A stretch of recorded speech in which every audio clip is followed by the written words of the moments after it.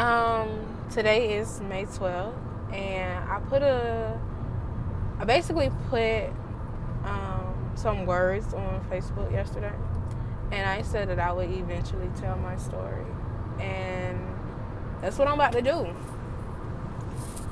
I basically want to start this movement where older girls or older women talk to younger girls and younger women, because it's like, if I would have had somebody in my ear that I felt like understood me or understood what I was going through, or, I could have related to them, I feel like a lot of things would have been differently. But I feel like because I didn't have that, that's why I am who I am now.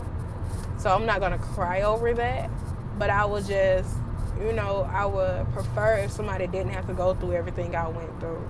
Because everybody isn't built how I am, Not saying I'm just super strong and stuff don't bother me or stuff don't get to me, but a lot of stuff I've been through, a lot of stuff I've encountered, a lot of people let things like that break them and keep them in that state. And everybody, they don't have the same mind frame. They don't have the same, upbringing. They come from different backgrounds.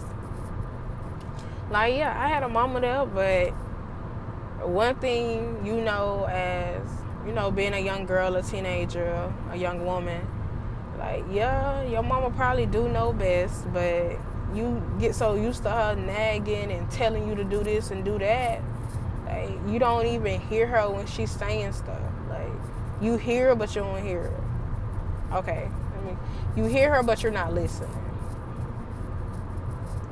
So, a lot of things I did, I wasn't listening. Like, I'm in the process of forgiving myself for a lot of stuff. Like, I do hold a lot of stuff against me, and I gotta stop doing it because I'm bringing yesterday into tomorrow. And I hold myself, to a lot of stuff that a lot of people would never see, because I'm not her anymore. I'm not that girl anymore. I'm really not her no more. I've grown a lot since the stuff I used to do. And honestly, the people who are around me, the people who I feel like matter and know me, they know I've grown. So I guess we can start this story at, I guess, where I started having sex. I think I started there. I mean, I could start at birth, but I really don't remember a lot of that stuff. But, okay, we can start a little further back than that. I've always been a rebel. Like, I've always bucked the system. Like, if you supposed to go left, I was going to go right. If you were supposed to go right, I was going to go left. Like, I've always been like that. Or I test the boundaries or the limits. Like, I know everything I'm supposed to do, so I know how to kind of wiggle my way out of it. Or I know the loophole within the situation. And that's why my behind used to stay in trouble in school. Like, I graduated with honors. I was always extremely intelligent. Like, I was really bored in school. So I probably could have skipped a couple grades too. But I already graduated at 17.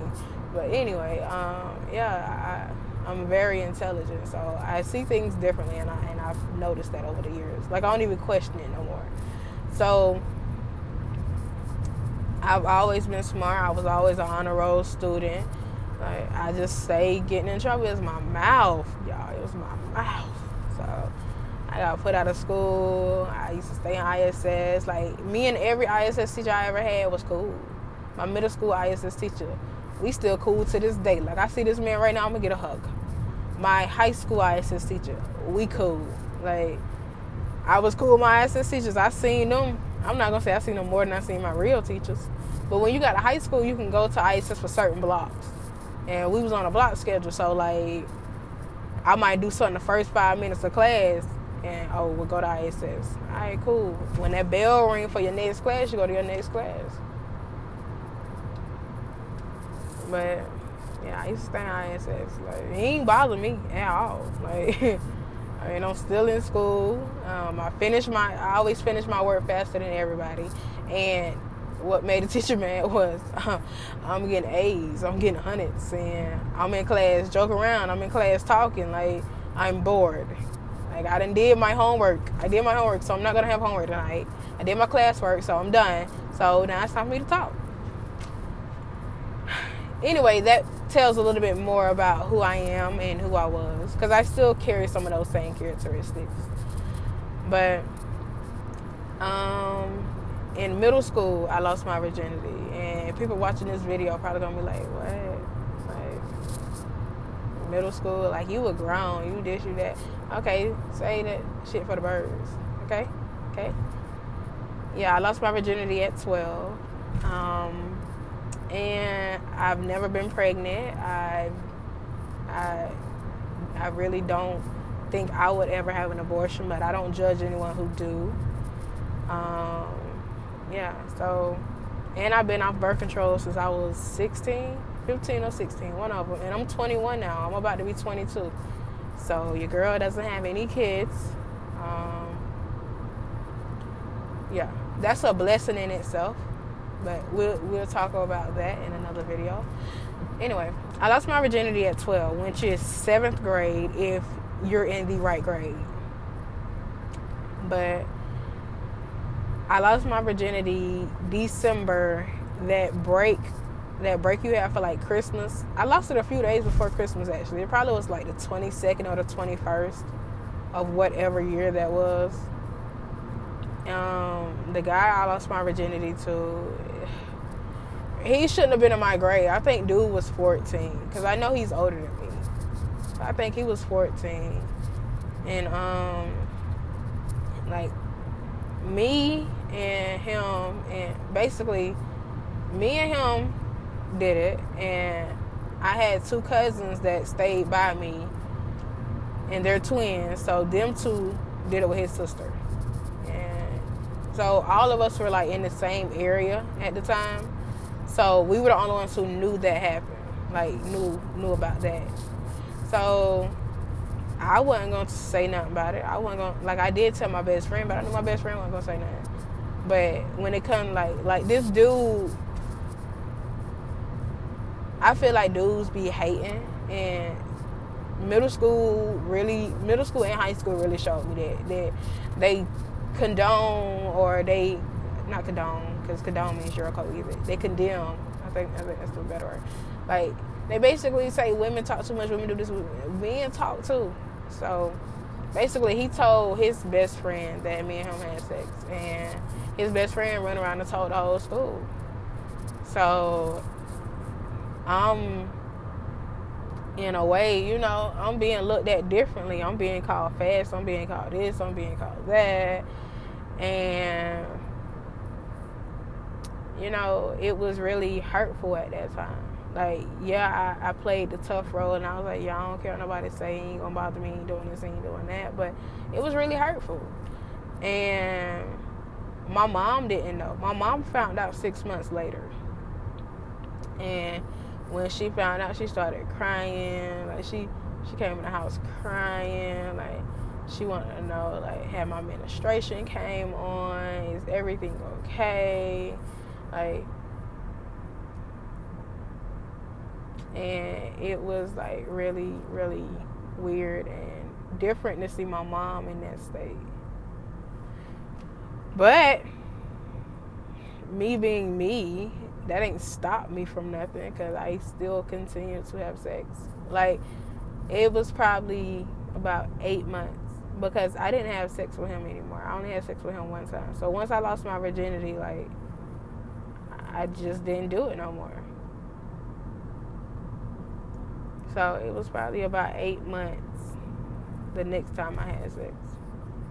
And after my first, you know, time having sex, I really should have, you know, I don't know, I really should have thought about it more. But I mean, I was 12. Like, I shouldn't have been doing it in the first place. But things happened, and I don't know, like, I really wish I would have just took different steps. And that's why I really want to talk to girls who haven't even been there yet, like, to prevent them from going through that. Like, they're calling you a hoe in middle school. They saying you this in middle school. Like, they calling you fast. Like, certain people can't hang around you, or their mama don't want them hang around you because they assume you gonna do this and you gonna do that and you gonna make their child, you know. And I wasn't even that type of kid. I mean, from the looks of it, if you didn't know me and you know, oh, well, that little girl having sex, she fast, so I don't need you to be around her. Like, you automatically assume that, but I really wasn't. I've been a tomboy my whole life. My whole life. I really wasn't fast. I really wasn't stunting no boy. I really wasn't stunting nobody, because I really ain't like dudes up until 7th grade. I really didn't. And it's not like I liked girls. I didn't like anybody. Like, I just looked at everybody as friends, or, you know, yeah, I just looked at everybody as friends. Like, I didn't, I want to kiss him. I want to do this. I want to do that. Like, I didn't have my first kiss till 7th grade. Like, I wasn't stunting that. But I was basically labeled as fast and as a hoe and all of that. So that happened in 7th grade. My grandmother died when I was in 8th grade. And that really took a toll on me, because I was basically with her, like, almost, we gonna say, every day of my first 4 years. Like, and if you know anything, those first 2 to 3 years are very, very, very important to a child's, you know, upbringing or state of mind or whatever. So, like, and my grandma was sick. Like, I wasn't a normal kid growing up anyway. Like, my grandma,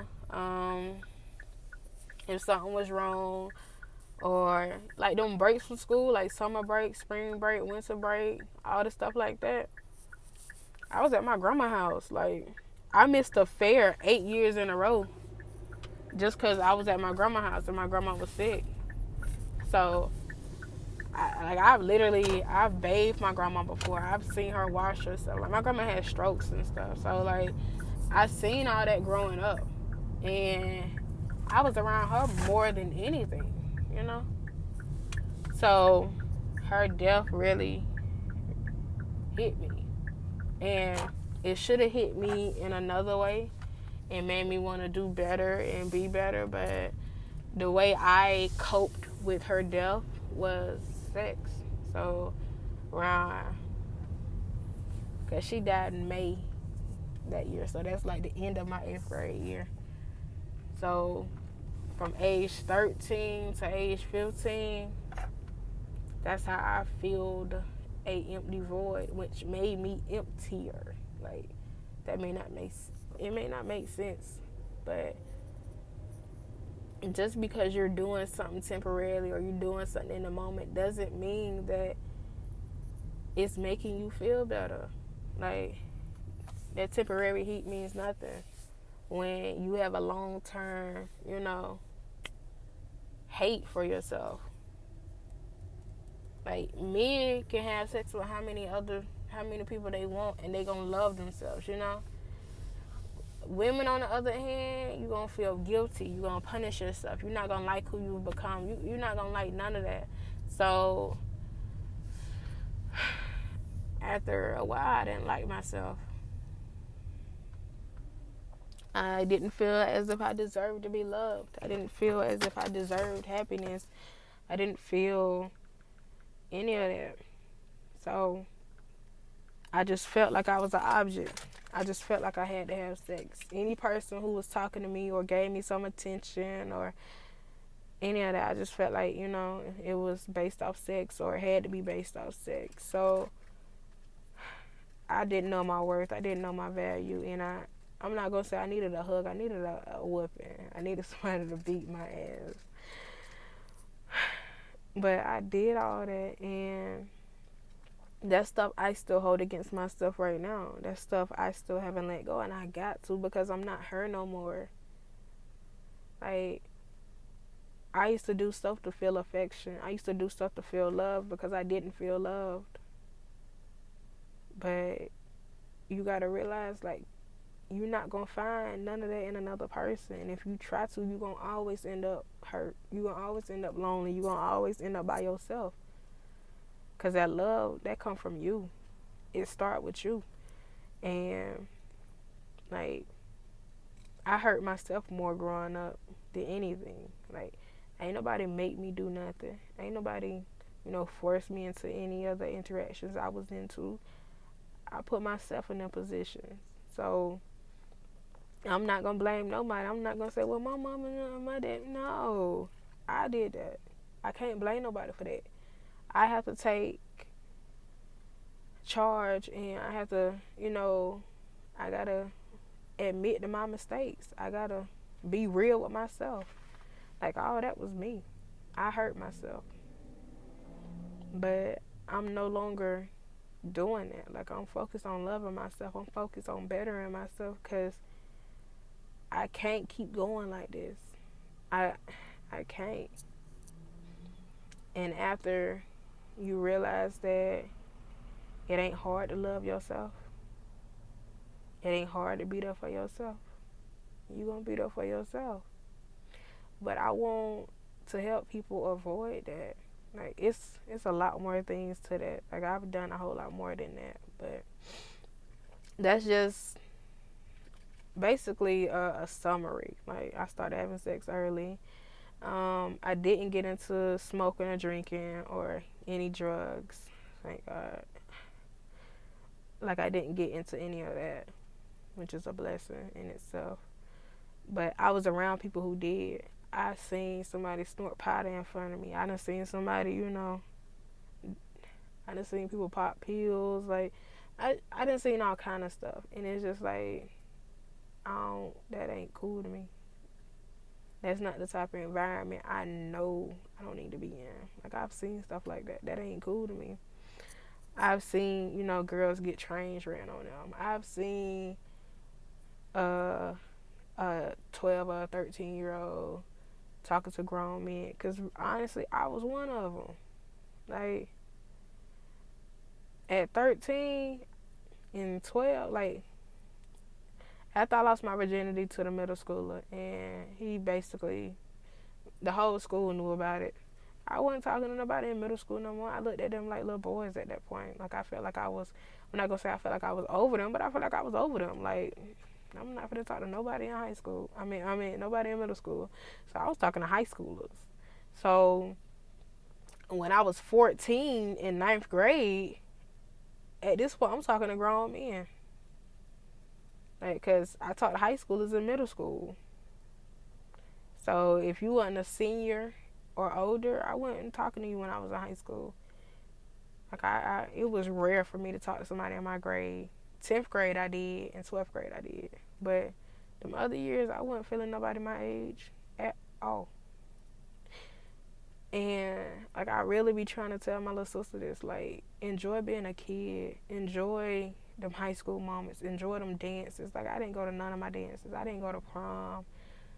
I went to honors night and, stuff that had something to do with academics, but I didn't socialize like I could have. I didn't really make friends. I really don't like people, but I really didn't socialize like I could have. And I'm not going to say it plays a toll in a lot of things, but,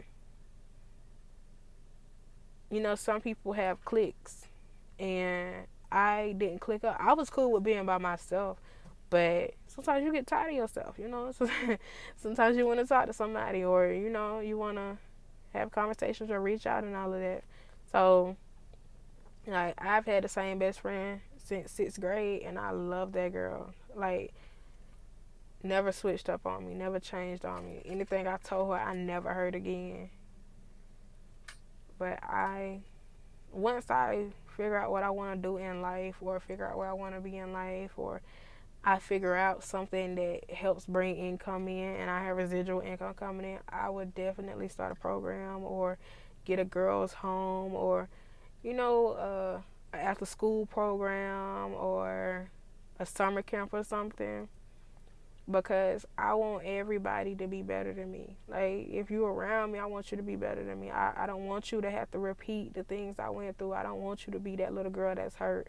I don't want you to be that little girl who seeks attention. I don't want you to be that little girl who just feels like she gotta have a dude, or somebody gotta be talking to her, or she gotta talk to somebody. I don't want you to be her. I want you to be better than her. I want you to be better than me.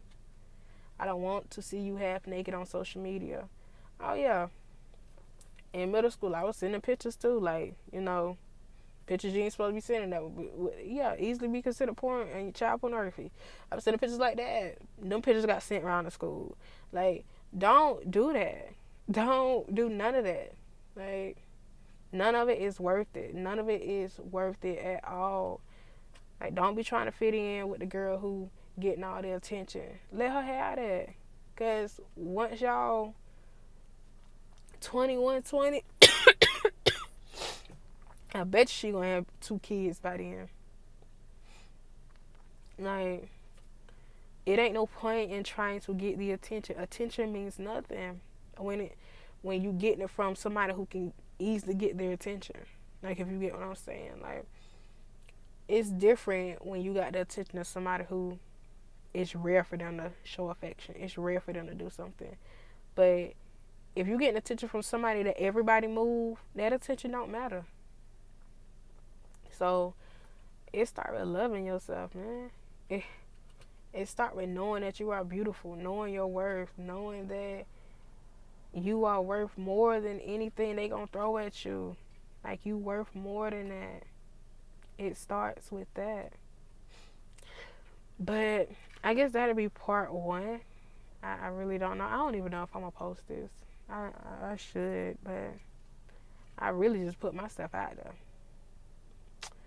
Anyway, oh well.